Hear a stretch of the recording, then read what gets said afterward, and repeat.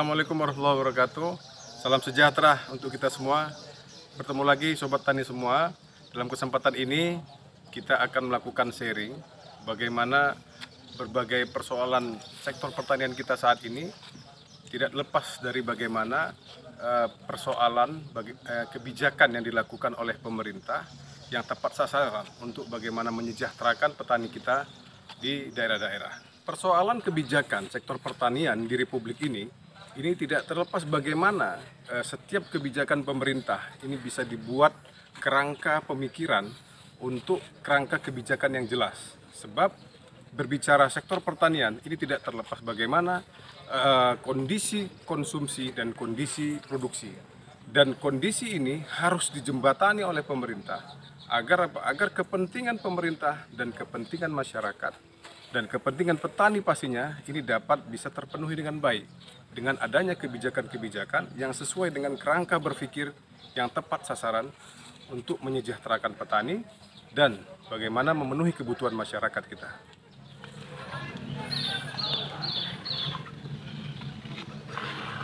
Kerangka analisis kebijakan dalam suatu kebijakan ini merupakan bahagian dari analisis dari suatu kebijakan publik untuk bagaimana setiap orang, setiap pelaku yang terlibat dalam suatu proses usaha tertentu misalnya, seperti proses usaha pertanian misalnya, baik itu pedagang, baik itu petani, baik itu konsumen, ini harus mendapatkan manfaat positif dari kebijakan-kebijakan yang dikeluarkan oleh pemerintah. Oleh karenanya, suatu kerangka analisis kebijakan, khususnya yang berkaitan dengan sektor pertanian, ini harus tepat guna kepada seluruh atau berbagai stakeholder pelaksana dari kegiatan itu sendiri. Tadi sudah saya sampaikan bahwasanya dari melakukan kerangka kebijakan analisis ini akan sangat berdampak kepada berbagai stakeholder pelaku seperti petani, penghasil produk, kemudian pengolah, kemudian pedagang, hingga kepada konsumen. Ini sangat berpengaruh signifikan. Oleh karenanya, ya, dalam menentukan suatu kebijakan perlu kita lakukan analisis kerangka kebijakan. Yang pertama adalah bagaimana kita menentukan suatu tujuan. Sebagai contoh misalnya, tujuan kita seperti program food estate misalnya, ini bagaimana tujuan kita bisa memenuhi kebutuhan pangan masyarakat dan ketersediaan pangan masyarakat. Ya, tentunya dalam menentukan tujuan ini pasti ada yang namanya kendala-kendala. Nah, kendala ini bisa kita identifikasi apa kendala-kendala yang dapat mempengaruhi tujuan dari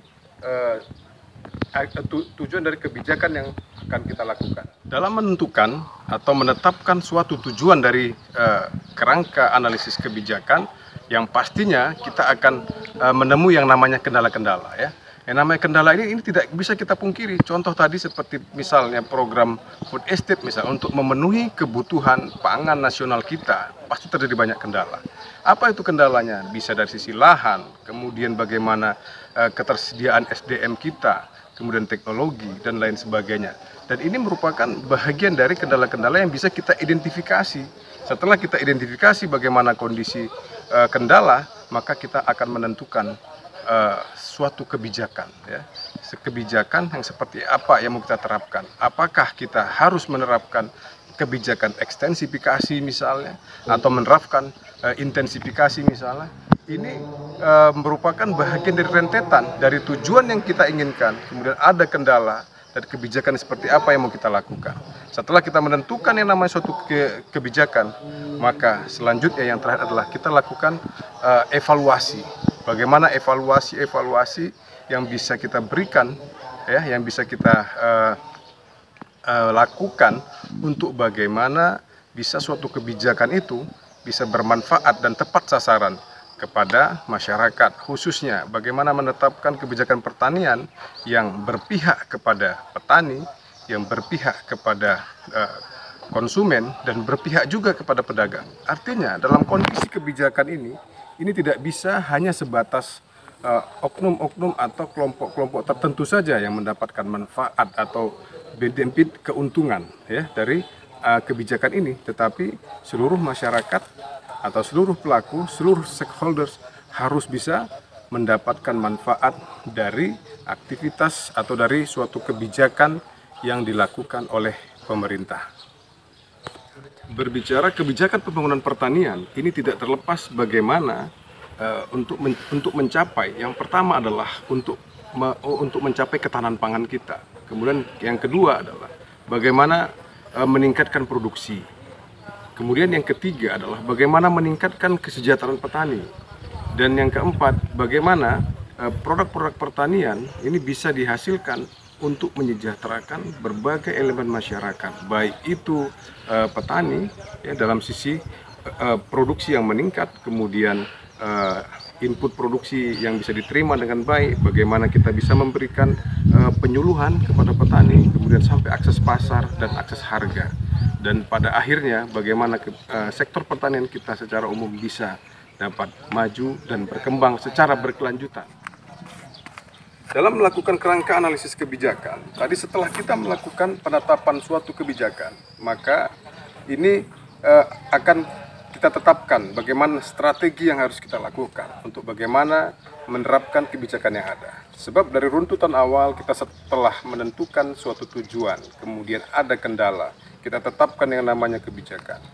Oleh karenanya kita lakukan strategi-strategi. Bagaimana strategi kebijakan yang akan kita lakukan ini bisa mengena kepada lapisan-lapisan masyarakat atau stakeholder dari pelaku-pelaku sektor pertanian ini, sehingga tujuannya adalah bagaimana petani ini bisa dapat dilindungi, dalam artian petani harus bisa memiliki atau mendapatkan kesejahteraan. Kemudian bagaimana pedagang, baik itu pengolah ataupun pedagang bahan baku, ini bisa mendapatkan keuntungan yang baik. Kemudian bagaimana konsumen juga bisa mendapatkan harga yang layak, harga yang baik dengan kualitas yang baik.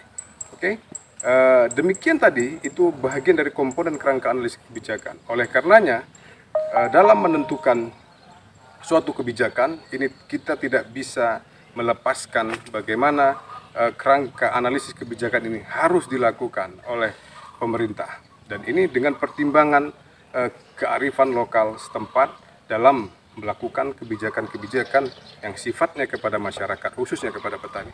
Terima kasih atas sharing pada hari ini. Lebih dan kurang kami mohon maaf. Assalamualaikum warahmatullahi wabarakatuh. Salam sejahtera untuk kita semua. Salam tani makmur.